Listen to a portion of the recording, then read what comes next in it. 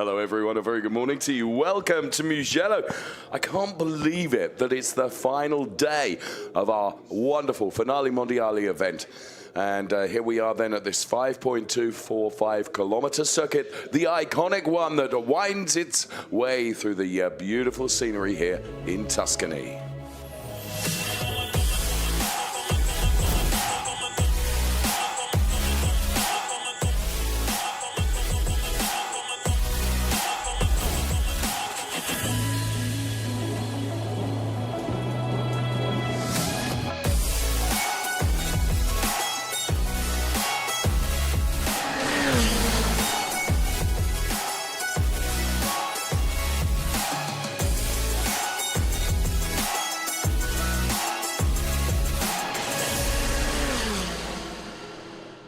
And as you can see, at the moment, the track conditions are dry.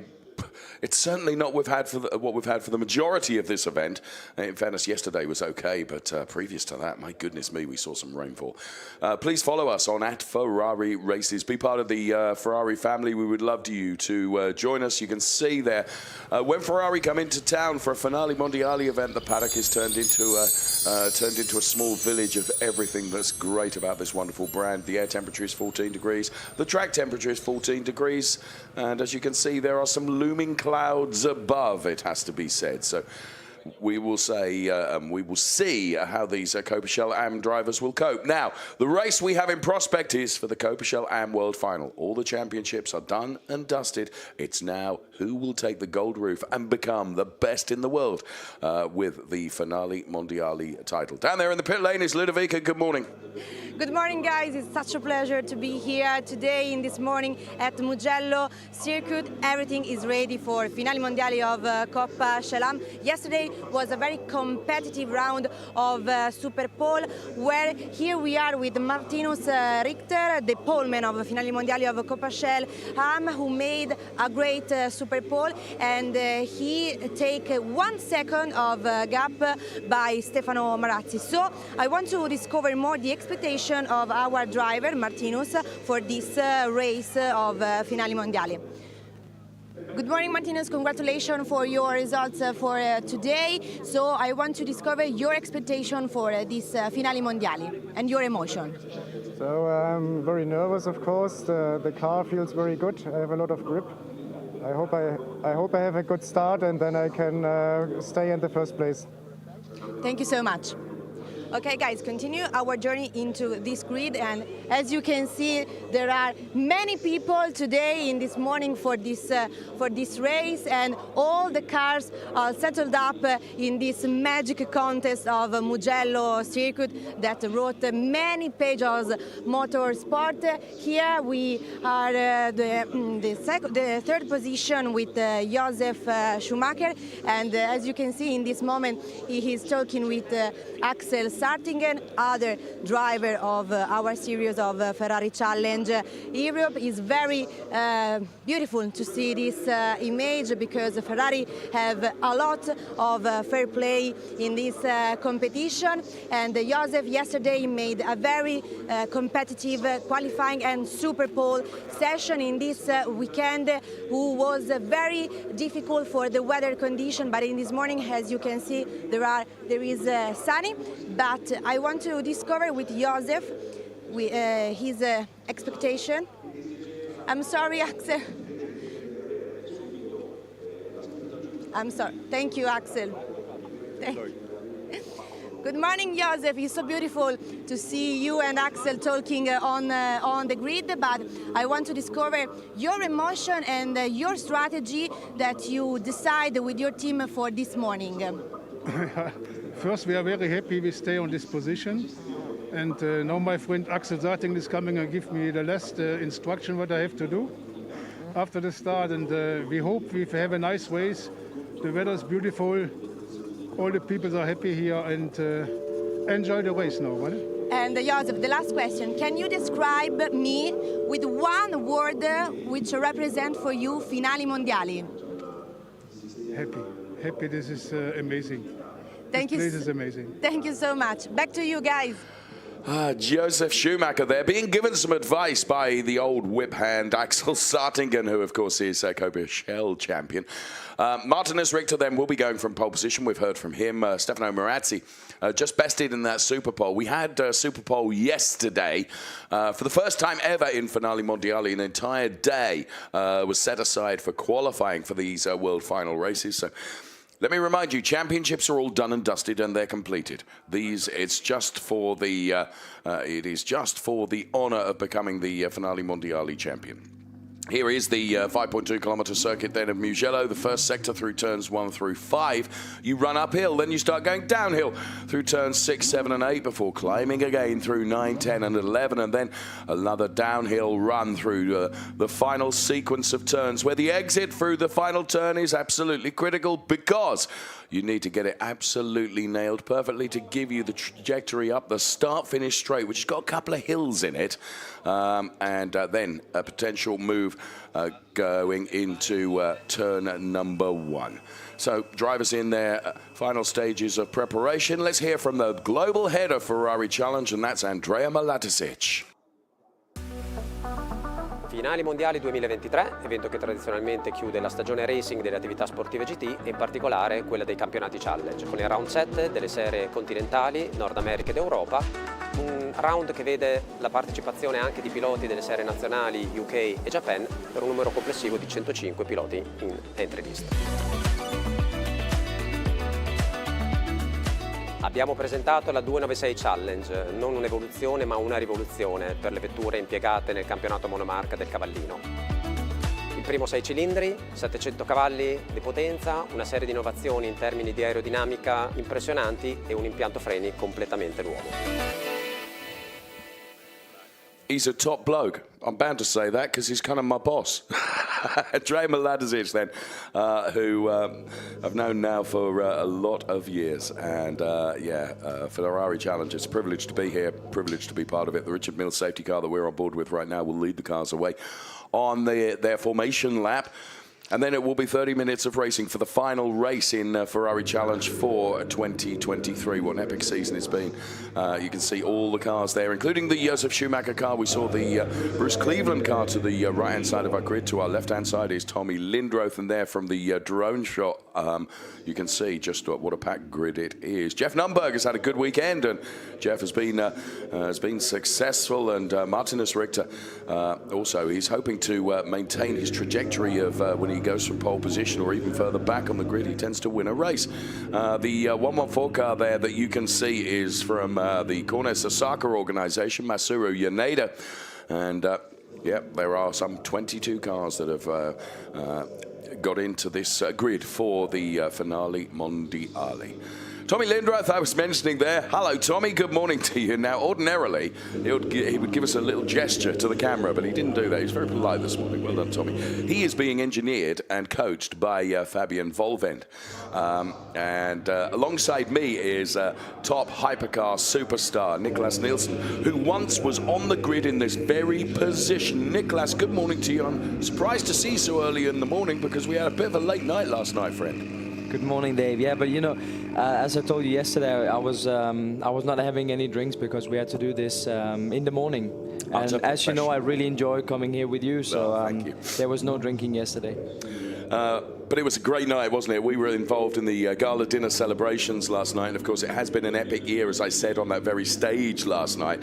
Another great year for the Ferrari Challenge. And I was really, really pleased when I spoke to you on the stage last night that I was given the opportunity to talk to you because you, of course, have proven where you can go in terms of a racing driver when you race in the Ferrari Challenge. Yeah, I mean, Ferrari Challenge has been very important for me in the sense of being able to show what I was able to do in a race car. And back in 2017, I got the opportunity to come to this track in Mugello and race with Formula Racing, and ended up being one of the hypercar drivers. Deservedly so. Stand by, we were about to start the Coppa Shell Am race. So right on cue then, the Richard Mille safety car leads the cars away. Here comes the grid in full. Martinus Richter, pole position from Super Pole. Stefano Marazzi is right alongside. Josef Schumacher and Kirk Beervold, they go from row 2. It's P3 and P4. Kirk Beervold could be a danger man. So too could Josef Schumacher. Also Paolo Scudieri and Henrik Kamstrup.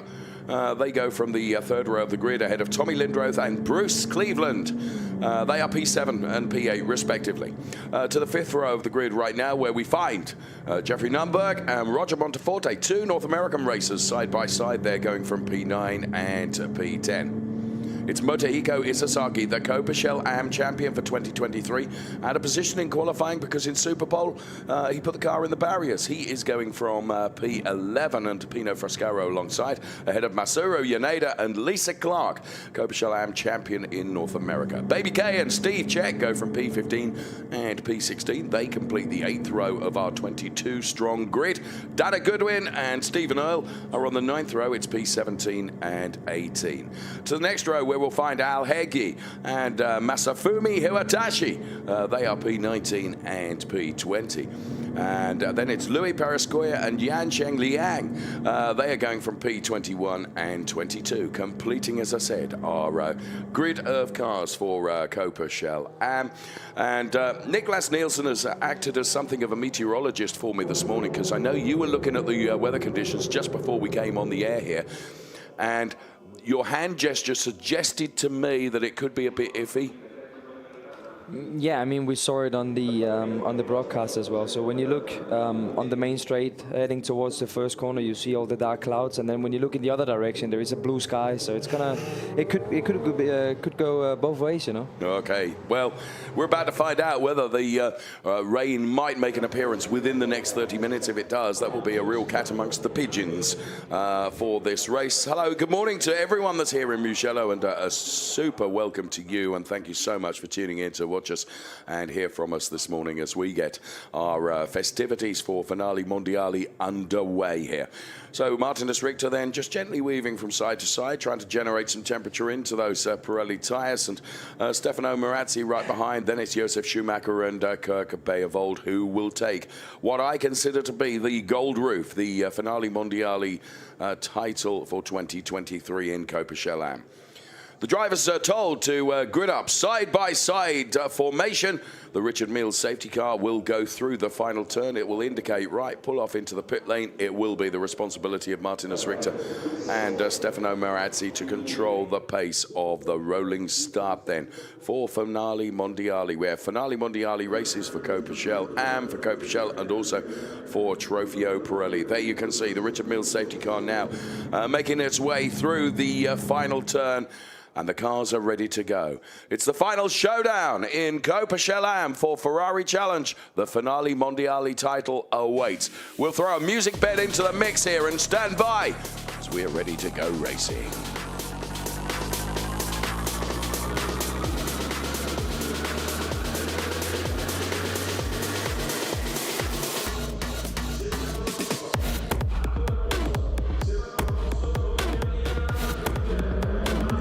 Here we go then, and as you can see, drivers trying to make moves early on, including Kirk Beervold, who's in the third of the all-yellow cars that you can see there. But Martinus Richter, I think, nailed the start absolutely perfectly. Oh, a little bit of a touch there between Kirk Beervold and Paolo Scudieri. I think it was certainly Paolo Scudieri. Maybe it was... as one has gone around there, two have gone around, unfortunately, and there is a car stricken across the tarmac on turn number 1, and somebody else goes around right now as well, and that is the Kirk Beervold car.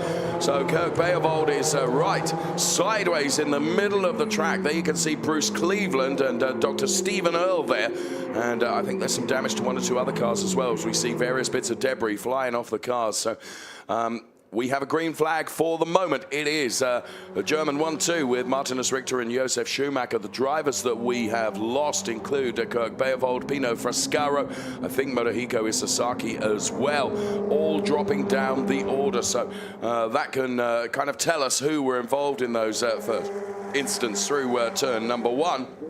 For the moment, we stay green. Hopefully, we'll stay green. Paolo Scudieri up into P4. The best of the North American drivers is Bruce Cleveland, who's running P6 at the moment. That is Josef Schumacher running in P2. Martinus Richter, then, as I said, he's had a rich vein of success this season. He's not done a full campaign in the Ferrari Challenge, but whenever he has been racing, he's generally been a race winner. So Martinus Richter, then, I feel sure that if he'd competed in every single race of the Ferrari Challenge, he would have certainly been a contestant for the title. Henrik Kamstrup looking pretty lively as well as he begins to reel in Paolo Scudieri. Henrik running in P5 at the moment, Paolo Scudieri running in P4. So I think we've managed to get all the cars recovered and therefore that we can continue racing, which is great to see. First lap we'll put in the book there. It looks like Kirk Beervold is retiring into the pit lane. Let's get a live gap for you. Already Martinus Richter has built just under a second's worth of margin over Josef Schumacher, and then it is Stefano Marazzi running in P3. Let's go on board with Paolo Scudieri now, and as you can see, right behind him, it is the car of Henrik Kamstrup, who is trying to keep on terms here with Paolo Scudieri, who I have to say has had a really, really good weekend here. Finale Mondiale, of course, the final race in 2023 for Marco Michel Ham drivers. Niklas Nielsen, great to see that despite the shenanigans that went in through turn number 1, we're able to continue racing. Yeah, definitely. But I mean, I think a bit of contact is always to be expected in the World Finals, and it's kind of a one-off race, and everybody is going to go for the win. Of course, ultimately, it is all the pressure of the championships are done and dusted, so it is just a one-off race, and you're absolutely right. Every driver is going to go for the win. Riding on board once again with Paolo Scudieri and Henrik Kamstrup taking something of a slingshot there, and once again doing the same. Just keep an eye on track limits here, because it's been ruled with a rod of iron so far. At the moment, the only driver that's got a track limits warning is Stefano Marazzi. Now we have another one that's getting a track limits warning as well. I was correct in terms of seeing that I could see one of the yellow cars coming into the pit lane from the shortcut that there is here at Mugello. It was Kirk Beervold, who, I have to say, at the beginning of the season was a real championship contender, and certainly through to the middle part of the season. But then, unfortunately, his campaign has gone south, and that southern trajectory has continued in the world final race too. And it looks like he's parked the car. Now, Henrik Kamstrup is beginning to really take it to Paolo Scudieri here. So Paolo will metaphorically stick his elbows out and try and protect that P4 position that he has right now. The incident involving cars 105 and 140 is going to be under investigation. So here we can see Josef Schumacher diving up the inside there, and whoa, there was just a little rub there, wasn't there? No, not even quite. But he getting to the inside of Stefano Marazzi. We were riding on board with Paolo Scudieri, who we ride on board with once again. So just to mention about the Pino Foscaro and Motohiko Isazaki, that incident is under investigation, and it was in turn 1. We didn't see that live, but there were a couple of the cars involved in the turnarounds at turn number 1 on the opening lap. So back to our live race. Martinus Richter now stretching his legs by 2.8 seconds over Josef Schumacher running in P3, but he is now beginning to get some pressure from Stefano Marazzi, who is merely 4/10 behind him. Fastest lap comes from Martinus Richter, a 1:55.988. Of course, he's got completely clear tarmac ahead of him, and this is the battle for P2, as I said, as they're getting ever closer together here. Josef Schumacher versus Stefano Marazzi, who will be successful in this little battle for P2 on the podium. When you're in a position where you're having to defend, Niklas, I always say this about you, metaphorically stick your elbows out. Do you genuinely, do you drive in a little bit of a different way, or are you one of the drivers that's, just don't look in the mirror, Dave, concentrate on what's going on ahead of me? No, of course. I mean, if you, especially in a race like this, you don't want to give up any positions. And obviously for Josef now, it's all about trying to keep the opponents behind. So he needs to do everything he can to close the door in I mean, of course, in a way that is not, let's say, too aggressive. But right now he's doing a good job. You have the right, though, to defend your track position, and that's precisely what Josef is doing for now. Here comes Henrik Kamstrup then to the outside of Paolo Scudieri. This is for P4. And, well, the gap between them is just 4 100ths as they head in towards turn number 1. And here we go with Stefano Moratti going for the outside move around Josef Schumacher as well. If he can maintain the momentum going uphill, it will give him the inside line for the next turn. There's a little bit of a rub between the two of them, a little bit of a further rub there. But in fairness, Stefano Moratti was far enough alongside, so he does go through to P2. Paolo Scudieri, he doesn't lose out to Henrik Kamstrup, so he was a little bit more resolute in his defence. But Stefano Moratti, now he's got by Josef Schumacher. In the space of just a few hundred metres, he is up the road. So he could be getting on terms with Martinus Richter before the end of this race. Right now, here comes Paolo Scudieri. By flashing his lights there, what he's trying to do is just upset the concentration of Josef Schumacher ahead of him and allow Josef just to make a tiniest of errors, and he would take advantage of that, of course, should he make an error. Unlikely, because Josef Schumacher is made of stern stuff, and having seen Stefano Moratti go by, he'll be darned if he's going to let another driver go through. It is Martinus Richter from Stefano Moratti, Josef Schumacher and Paolo Scudieri. Running in P5 at the moment, Henrik Kamstrup, then it's Bruce Cleveland and Stephen Earle ahead of Jeff Nunberg, Roger Monteforte, Steve Cech and Motohiko Isasaki. Into the final turn then, and the gap wasn't really there, was it, for Masuro Yaneda? And he paid the ultimate price, Niklas. When you go for something like that and you dip a wheel onto the grass, you kind of always become a bit of a passenger, don't you? Yeah, and then going into the gravel after is not really going to help either. Paolo Scudieri has got the better of Josef Schumacher around the final turn. That was a good move from Paolo. And Henrik Kamstrup is going to try and follow suit here. Now, as you climb uphill 2 times on the start-finish straight, Henrik Kamstrup then right alongside Josef Schumacher, who is back down to P4 now. And let's see from this onboard shot, well, king of the late breakers there, Josef Schumacher is able to deny Henrik Kamstrup the opportunity to come through. So it is, at the moment, Martinus Richter, Stefano Moratti and Paolo Scudieri who are in the podium places. But we have 21 and a half minutes remaining in this race. So it is Ferrari Challenge, Coppa, Shell, Am. Pino Frascaro, I note, has returned out onto the circuit. Let's hear a bit more about Pino. Here we are with Andrea Fausti, Pino Frascaro's coach, for discover more about his race. Otherwise, after yesterday, very good qualification session. Yes, actually we did an amazing job in qualifying. Pino did an amazing job in qualifying. Unfortunately, the race has been not very lucky for us. We had a contact at the first corner with a spin. So we also had to stop at the pit to, let's say, to reset the electronic of the car. But now we are back on track. We just hope on a safety car. Safety car adesso. Grazie. Yeah, we just had our safety car now, so we can rejoin the group, and we hope to gain some positions. Thank you. Andrea Fausti, who himself is a fine driver and one of the official driver coaches, but also coaches Pino Frascaro, and his wish was commanded immediately as he said it, really, wasn't it? Safety car is called for. That will allow Pino Frascaro to get back on terms. And there was one car out onto and into the gravel, and that's the reason for the safety car. So, what do we got? Replay of the start right now. And there you can see Pino Frascaro with a very, very good start initially. But then going into turn number 1, that's where he got really caught out and unfortunately got turned around and had to come into the pit lane. But he's back out racing once again. And as Andrea Fausti has said, he's driver coach. What we need is a safety car. And just as he said, what we need is a safety car. He gets a safety car. So that will allow Pino to hopefully get back into and certainly gain a few more places. You could see turn 1, it's always a funnel here. And yeah, Pino was the innocent party there, I believe, because the car that touched him on the inside was on the grass going into turn number 1. So, and that was the car of Motohiko Isasaki in a spare car today, because of course he was off in Superpole yesterday. So let's see if we can, we're too far forward to see it again, but this is Paolo Scudieri with Josef Schumacher. Like a speeding good thing, diving up the inside, and Kirk Beyevold was on the outside of Stefano Moratti, and then the outside of Paolo Scudieri as well.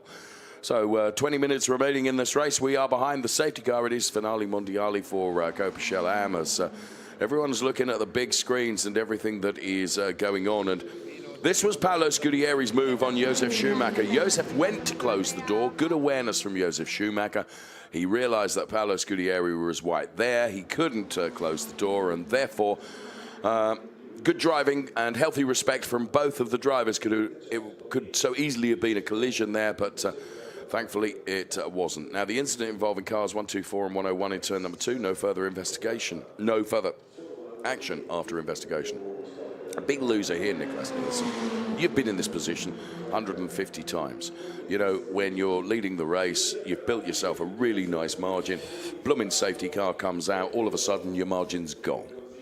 Yeah, so I mean, like you said, if you're in the lead of the race, obviously the last thing you want, 20 minutes to go, is a safety car. But like on the other hand, like the coach was saying before, if you're further down, you wish for a safety car. And actually, I've never seen anyone ask for a safety car and then the safety car coming so instantly after that. Yes, it's like he has some extraterrestrial power, really, because it did. It literally came out just as he said the words, didn't it? Okay, what can these drivers do now to prepare themselves for when we go back racing again? I'm sure you're going to tell me try and keep some heat into the tyres, because the tyres do drop off, don't they, when you're going much slower? Yeah, I think for Martino's now it's all about, like you said, keeping the temperature in the tyres and then try to build a gap immediately. I mean, he's in control of the pace at the safety car restart. So if he's clever, he will build a small gap already from the beginning. Again, you've been in this position before. Safety car is coming in this lap. We'll keep this brief.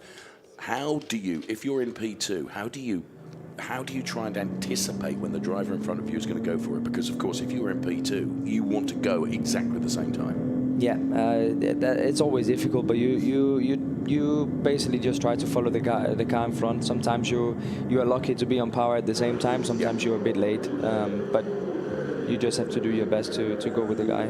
Thanks, Nicholas. Ferrari hypercar driver Nicholas Nielsen then alongside us in this race, and delighted to have him here as we ride on board with Paolo Scudieri. I think, for my money then, Martinus Richter controlled that restart pretty well, because he has built a little bit of a gap over Stefano Marazzi and Paolo Scudieri as we head into turn number 1, the resumption of racing for this finale Mondiale race for Coppa Shell Am. Here comes Motohiko Isazaki in different colours to normal, because unfortunately he found the barriers in Super Pole yesterday. Of course, Motohiko Isazaki has had a absolutely fantastic season, taking the Coppa Shell Am Championship here in Europe. He would love to take the finale Mondiale as well. I think that's going to be a big ask with 16.25 minutes remaining, but you never know. It's not over until the rotund lady sings, as they say. Martinus Richter, Stefano Marazzi, Paolo Scudieri ahead of Henrik Hamstrup. Then it's Josef Schumacher, Bruce Cleveland, Stephen Earle, Motohiko Isazaki, Jeff Numberg, Steve Czech, Tommy Lindroth and Lisa Clark completing the top 12 at the moment. So Richter then with a seconds margin already over Stefano Marazzi, and doing a very, very good job. Now, under threat here is Stephen Earle from Motohiko Isazaki, who takes a look at the inside. Now, this is the battle that's going on for P7 on track at the moment. Dr. Stephen Earle then in the 100 car, and Motohiko Isazaki, you normally see him in an all-green car, but as I mentioned, he had an off in Super Bowl. Team have prepared a spare car for him, and therefore, a lot of gravel across the track there. That's not too helpful if you go off the racing line. So Motohiko Isazaki doing everything he can to try and wrestle that P7 place away from Stephen Earle. And you can see just how lively and desperate Motohiko Isazaki is. Is a podium potential, possibly. At the moment, he's got to get past Stephen Earle, and in fairness, it's not so easy necessarily to overtake here at Mugello, particularly with these wonderful 488 Challenge Evo cars, which are so close in performance to each other. Wonderful one-make series that we so enjoy. Now, will he get something of a draft off the back of the Stephen Earle car? He's certainly close enough to be able to do so. He will dive to the outside now, Motohiko Isazaki, and it'll be a drag race into turn number 1. So Motohiko Isazaki puts his nose just in front of Stephen Earle. Is he going to be able to close the door and scrub off the speed? I think he has done it, and also Tommy Lindroth having to take avoiding action there from, I think that might have been Steve Czech. Well, great move there from Motohiko Isazaki. He got that set up, and It was what I was saying about how you've got to absolutely nail the final turn here at Mugello, because that gives you just the perfect opportunity going into turn number 1 to use turn 1 to your advantage. P1, here's P2, there's P3 and P4. Before we see running in P5, Josef Schumacher ahead of Bruce Cleveland, and then it is Motohiko Izasaki. So Paolo Scudieri and Henrik Amstrup there contesting the final podium place here. And Henrik, who I spoke to at our gala dinner last night, he's always great company, and he has a margin between himself and Paolo Scudieri to try and make up, and he will do that once again through that chicane. Lots of gravel out there, but all the drivers coping with it. Interestingly, the safety car period is under investigation. You can see that graphic the same as I can now, and we know no more than that, but we will see if their investigations reveal anything. So Richter, Marazzi, Scudieri, Henrik Kamstrup, Josef Schumacher, the top 5. 13 minutes of the race remaining, and Henrik Kamstrup doing everything he can to try and get on terms with Paolo Scudieri, but I have to say it's great driving from Paolo, who's doing a fantastic job. There's the Bruce Cleveland car, and then it is Motohiko Izasaki, and it's not going to be many meters of tarmac, I would suggest, before Bruce Cleveland is going to have the Motohiko Izasaki car strong in his rearview mirrors. Pino Frascaro then was the driver that would benefit from the safety car, and already he's moved himself up into P17 and is getting about it as best he can. So Pino Frascaro, really big character and a lovely gentleman, and I spent some great time with Pino and his family in the paddock. As Lisa Clark then just taking a look at the Steve Cech car there, and Baby K right behind Masaru Yaneda and Dana Goodwin. They're all involved in a little bit of a gaggle mix there with 12 minutes remaining, and Lisa Clark currently running in P12. Do bear in mind that for North America, Lisa Clark is the Coppa Shell AM champion, a richly deserved title. Steve Cech, Lisa Clark, Baby K, and then it is Yaneda running in P14. Now, car 113, Henrik Kamstrup, who I was just saying is really pushing hard for P3. He is going to get a drive-through penalty for overtaking under the safety car. That will elevate Josef Schumacher back into that P4 position. So Henrik Kamstrup then, race control have looked at it, and they've decided that he overtook under the safety car, and therefore he gets a drive-through penalty. Now, not only is Niklas Nielsen a top racing driver, but I know on 1 or 2 occasions you've sat in race control almost as a driver advisor, seeing it from a driver's eye perspective. I have to say, in all the many motor racing series that I've been involved in a really underwhelming career, you know, to get the opportunity to go into race control, because let's be honest, as a racing driver, you don't always agree with the decisions, but actually in the Ferrari Challenger, I think we do a darn good job of stewarding. Yeah, definitely. I think as a racing driver, the race control is probably one of the last places you want to find yourself in. But, you know, for us, it's always a good opportunity to come and see how it actually works, because we always, wherever it's track limits, a drive-through, we always disagree with the race control, you know, yes, you do, as a racing driver. So I think it's good. It's very good for us to come here and see how it actually works. Well, here we can see Baby K just taking a look here. Fastest lap now from Martinus Richter, a 1:55.634. Lisa Clark having to defend here, and this is going to be really tricky. However, good racing room left, and Lisa Clark should have the inside line going into the next turn. And is she able to hold on to this place through the chicane, then being attacked by 2, maybe 3 cars behind us? Yaneda and also Baby K involved in that mix, and just behind Baby K is Dana Goodwin, the North American driver. So this is a fight that is going on for P12 at the moment. The order is Richter, Marazzi, Scudieri. Kamstrup is running in P4, but he's got a drive-through penalty for overtaking under the safety car.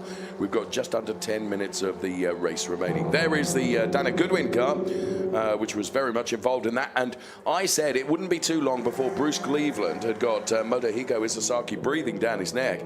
Not only has he breathed down his neck, he's breathed past him as well. And there you can see on board the pit wall of the Motohiko Izasaki team, they're pretty pleased with his progress. Motohiko Izasaki now is up to P6.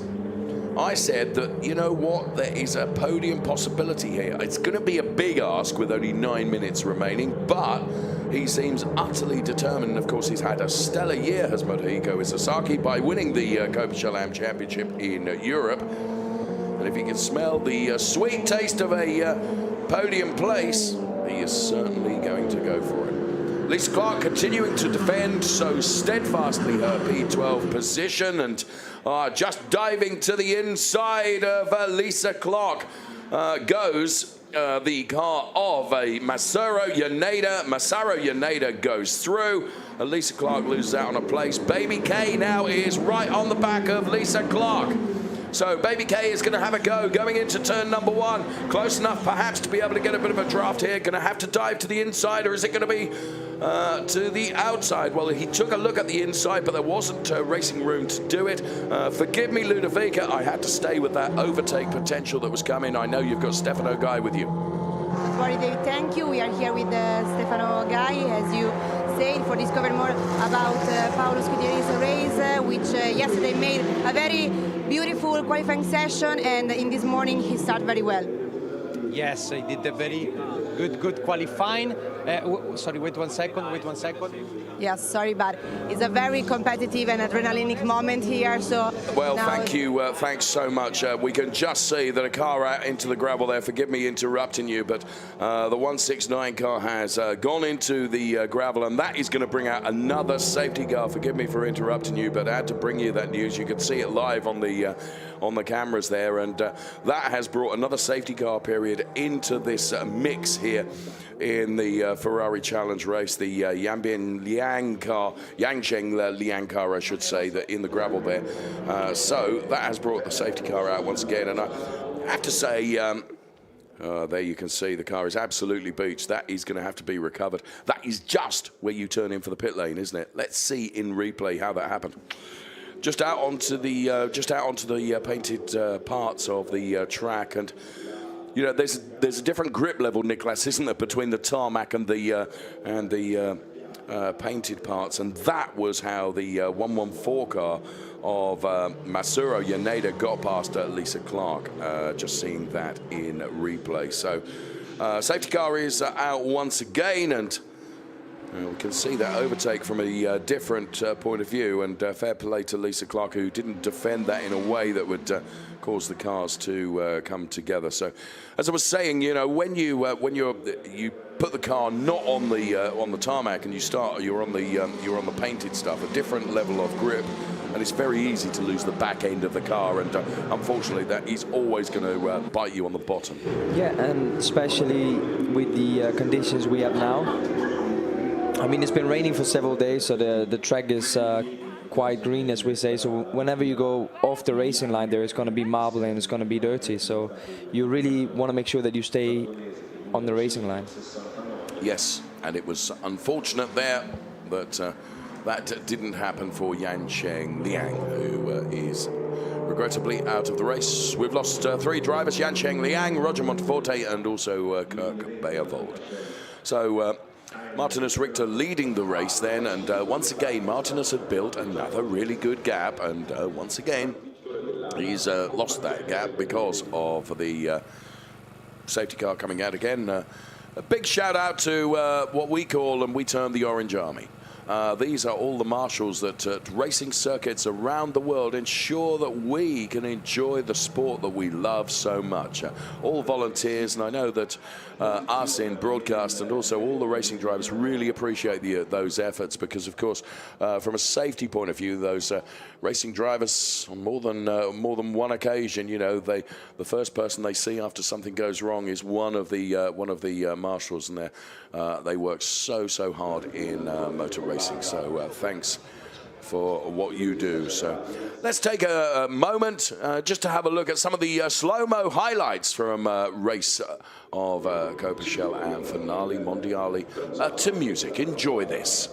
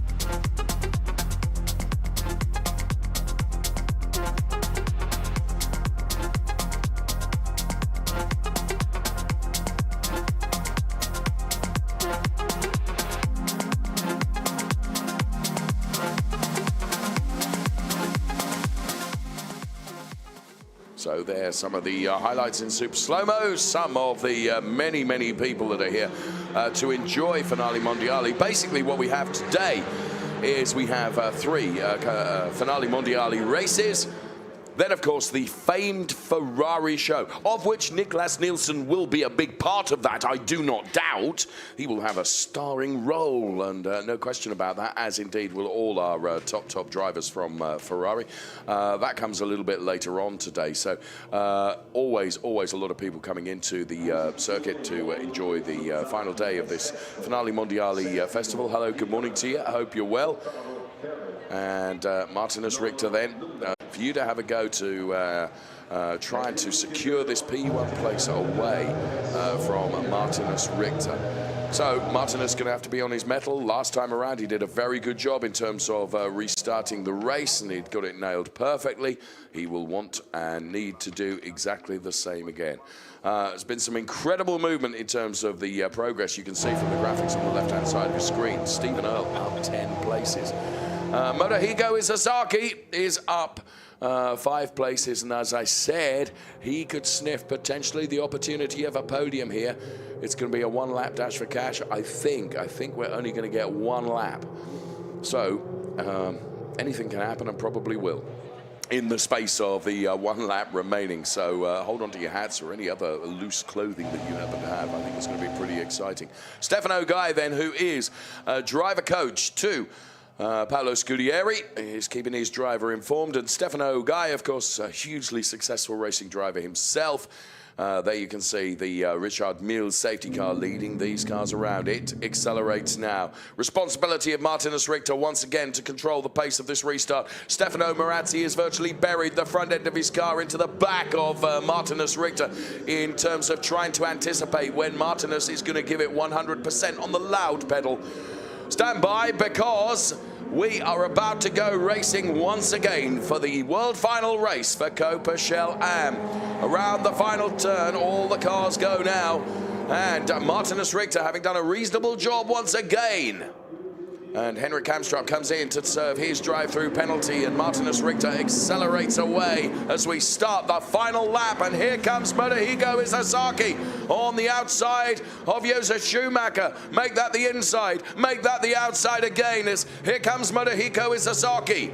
So Josef Schumacher then putting his car into a position where Motohiko Isazaki is denied. Bruce Cleveland is following behind them. Then it is Stephen Earle.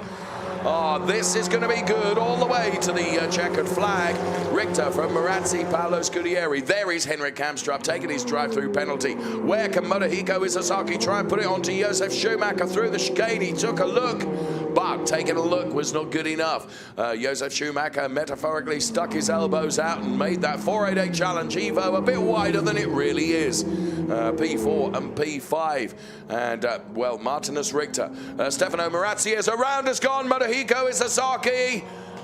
So obviously he tried to make a move somewhere. It didn't pay off, and Motohiko has gone around. Now, I don't think there was any significant damage. I think he'll be able to get going once again, and we're on the final lap anyway. But for Motohiko Isazaki, it's P5 to P0 now, unfortunately. There is the 107 car of Stefano Marazzi. He tried very hard to get on terms with Martinus Richter at the restart, but he was denied. So the car's rolling through this turn for the final time of asking. Here's Bruce Cleveland and Stephen Earle, and sure enough, Motohiko Isazaki dropping down the order. But as I say, I think he'll be able to get the car pointing in the right direction again and at least complete the race. So as we head towards the final turn then, Martinus Richter from Nuremberg in Germany for Mertel Motorsport is going to become the Coppa Shell Am Finale Mondiale winner. And well done to Martinus Richter as he heads towards the checkered flag. Stefano Marazzi takes P2. Paolo Scudieri takes P3. They are ahead of Josef Schumacher. Then it's Bruce Cleveland, the best of the North American drivers. Then it's Stephen Earle, Jeff Nunberg, Tommy Lindroth, Steve Check, and Dana Goodwin takes P10. Well, a dramatic finale Mondiale race for our Coppa Shell Am drivers. And it's at this point, as we see Martinus Richter celebrating for Mertel Motorsport, that we say a big thank you to. top hypercar driver Niklas Nielsen alongside us, who spent the race with us here in broadcast. I know you've got to go off and do other stuff now, and he always tells me that. I think he's going for a coffee. But there are media duties for him to attend to, and I don't know, actually, are you presenting on the podium after this race, Niklas? Is this one of yours to do? Unfortunately not. I think I will be going for the coffee, and then the podium will be for one of the other guys, probably David next door. Well, we wish you well, because of course you're heading off to the Middle East shortly. Yeah, thank you very much, Dave. Niklas Nielsen, always such a privilege for us to have Niklas Nielsen on air with us here, and we wish him well for Bahrain in just a week's time, I believe. So, Martinez Richter, Stefano Marazzi, Paolo Scudieri, the top three, and there you can see absolute confirmation of those drivers that we will be seeing on the podium. So our finale mondiale for Coppa Am is done and dusted, and well done to all the drivers. Motohiko Isozaki, I think, did get it pointing in the right direction once again, has come home classified in P19. Nothing will take the shine off a remarkable season for him. He won the Coppa Am Championship, but winning the world final race is this car and this driver, Martinez Richter. And I spent quite a bit of time with Martinez last night at the gala dinner, which was a fantastic affair, as it always is. And yeah, Martinez, just about every race he's been in this year, he's been successful. It's just something of a shame that it hasn't been every race. Steady on, Martinez. It's not often that you see such emotion from some Germans, but Martinez is pretty happy about that. And so he should be as well. Well done, Martinez Richter. He is finale mondiale champion. So, as I mentioned, some of the fans here, and congratulated by Motorsport. Brilliant emotions for us to be able to see. And yeah, you win and lose as a team, and of course when the team get to enjoy the rich vein of success as well, it's very nice for them. And there you can see a very happy Paolo Scudieri for Samocar taking P3 in the world final race. Brilliant stuff.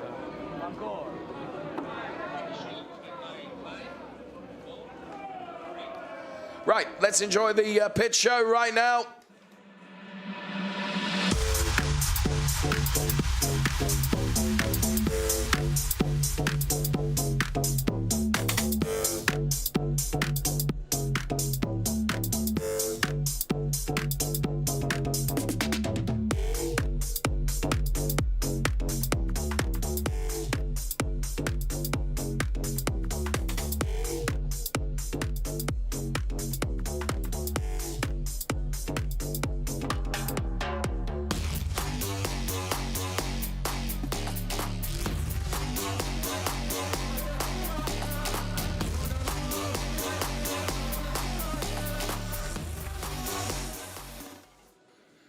So that was the pit show, and we're standing by to hear from Martinez Richter. He is the finale mondiale winner.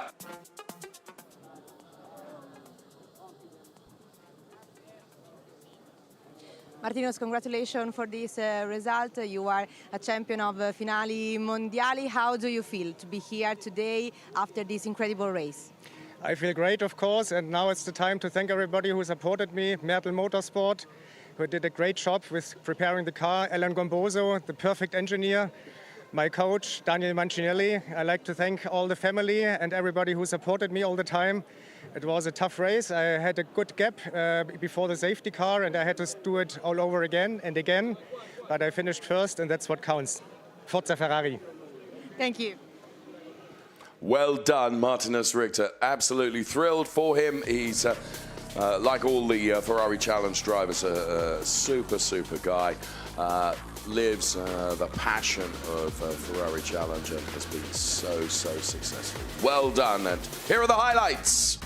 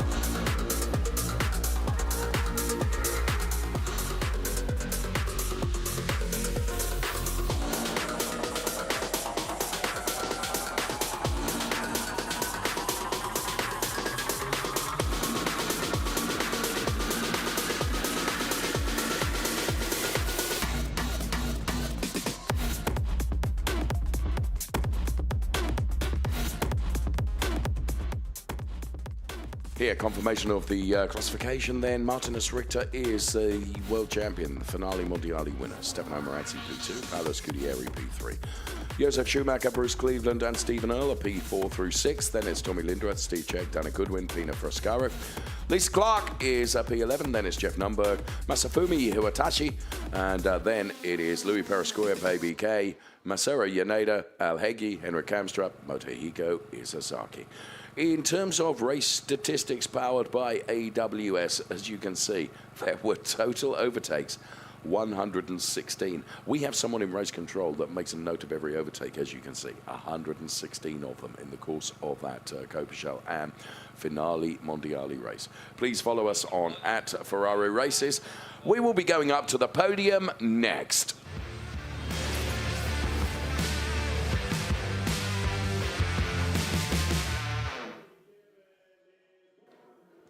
Michele Mambelli, yes, we can see Motohiko Isazaki sprinting down the pit lane so that he can applaud those drivers that will be up there on the podium, which is somewhat typical of our racing drivers.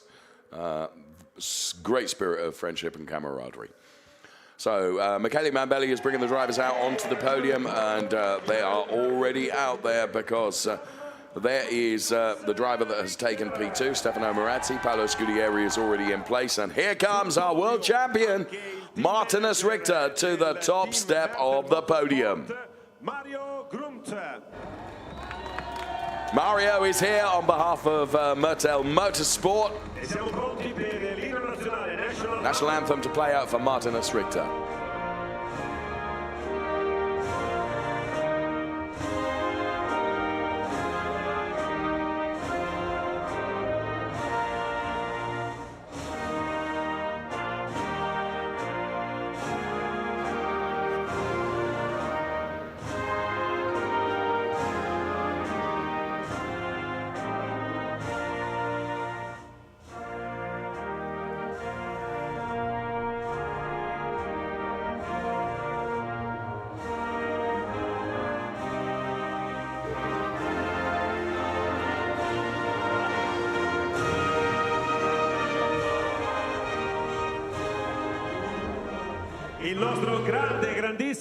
You could just see Daniel Mancinelli there. He's driver coach watching on as his driver has gone to the top step of the podium. And Motohiko Isazaki there is also applauding. Here's Alessio Rovera, the official Ferrari Competizione GT driver, making the trophy presentation to Paolo Scudieri. They are lovely trophies.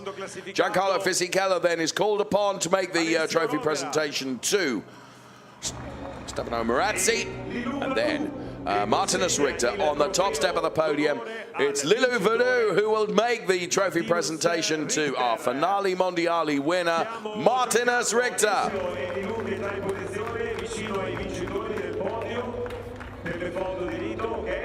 So all the drivers get together, including our trophy presenters as well. And it's a photograph time. Take those trophies and use them in the outside broadcast uplink area, I should think. My goodness me, they are impressive. Paolo Scudieri absolutely thrilled with the result. Look at that, someone tripped Frankenstein on the side of his car. Oh, there we have it. Top three then. Paolo Scudieri for Samoka takes P3 in the Finale Mondiale race for Coppa.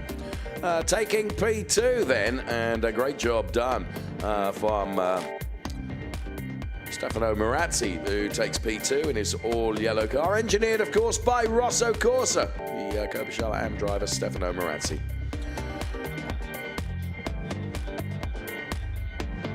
And then taking the win and becoming the world champion for 2023. Well done to Martinez Richter from Mertel Motorsport. He is Coppa and Finale Mondiale winner. There we have it then. So from Nicholas Nielsen and from myself, thank you so much for watching. Stand by, another Finale Mondiale race to come very, very soon. And also remember, Forza Ferrari.